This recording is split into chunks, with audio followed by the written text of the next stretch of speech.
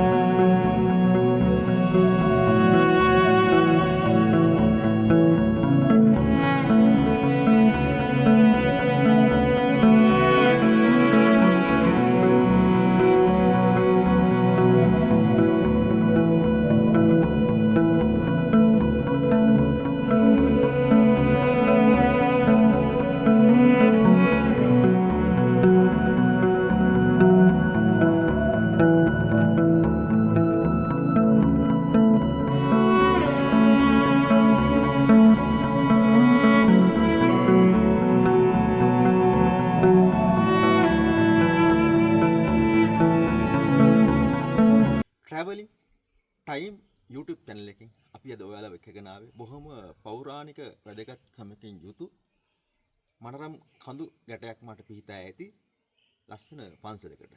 මේ තමයි පොල්ගහවෙල පනලිය ගෝඨාභය රජමහා විහාරය. මේ පන්සල ක්‍රිස්තු පූර්ව 3 වෙනි සියවස දක්වා ඈත අතීතයකට විහිදෙනවා. ගෝඨාභය රජතුමා විසින් සැඟවී සිටින්න භාවිතා කරපු තැනක් විදිහට තමයි ඓතිහාසික පසුබිම් වල සඳහන් වෙන්නේ. මෙතෙන් නැග්ගහම වටපිටාවේ ලස්සන කඳුපන්ති කීපයක් දැක් ගන්න පුළුවන්. පොල්ගහවෙල ටවුන් එකේ පිහිටා ඇති මීට කලින් අපි ඔයාලට ගිහිල්ලා සිරිපාද පෙන්වුවා මතකද? අන්න ඒ පන්සලත් මෙතෙන්ද පේනවා. ඉතින් වැඩි කතා ඕනේ අපි මේ වටපිටාව පොඩ්ඩක් විඳගමු.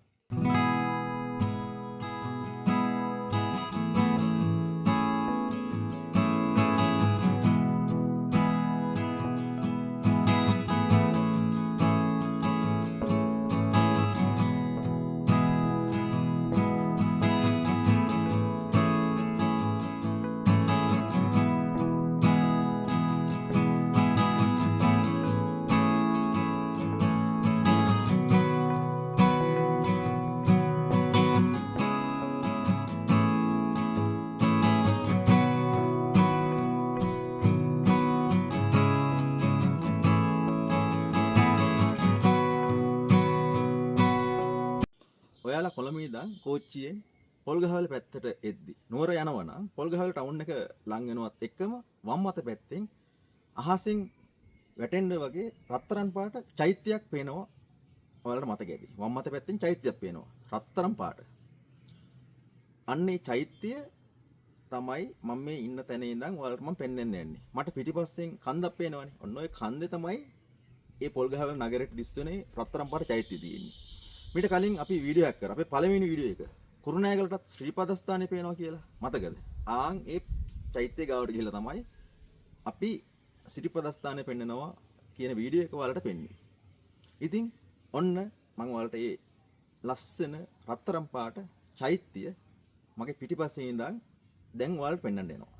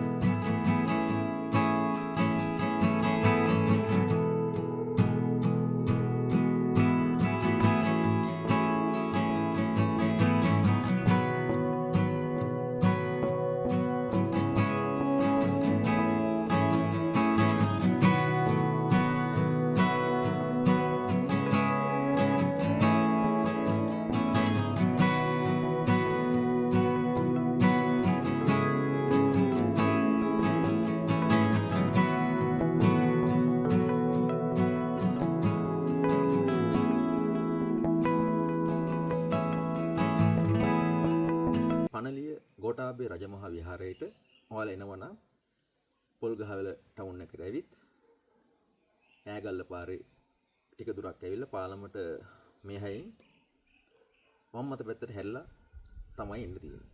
පනලිය රේල්වේ ස්ටේෂන් එක පහු කරලා තුම්මං හන්දියක් හම් වෙනවා. ඒ තුම්මං හන්දියෙන් කෙලින් පාරේ කිලෝමීටර් 1කමාරක් වගේදී පාර අයිනෙමයි මේ ගෝඨාභය රජමහා විහාරයට පිවිසෙන මාර්ගය පිටලා තියෙන්නේ. පල්ලෙය හරිය අලුතෙන් හදලා තියෙන්නේ. එතනින් වාහන නවත්තලා පඩිපෙලක් දිගේ උඩට එන්න තියෙනවා.